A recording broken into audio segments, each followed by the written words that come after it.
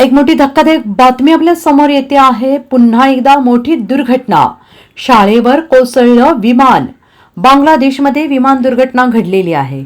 हवाई दलाचे प्रशिक्षण विमान सोमवार दिनांक ढाका येथील उत्तर भागातील एका शाळेच्या परिसरात कोसळले। या दुर्घटनेत एका व्यक्तीचा मृत्यू झाला असून काही जण जखमी झाले आहेत, अशी माहिती लष्कर आणि अग्निशमन अधिकाऱ्यांनी दिलेली आहे। F-7BGI हे विमान ढाकाच्या उत्तर भागातील माइलस्टोन स्कूल आणि कॉलेजच्या परिसरात दुपारी कोसळलेला आहे।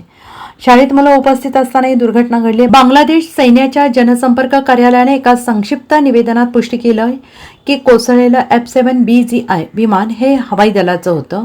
अग्निशमन दलाने अधिकाऱ्यांनी सांगितलं आहे किमान एका व्यक्तीचा मृत्यू झालाय, 4 जण जखमी झाले। जखमींना तातडीनं जवळच्या रुग्णालयात दाखल करण्यात आलेलं आहे। Bureau report, SBN Marathi, Mumbai.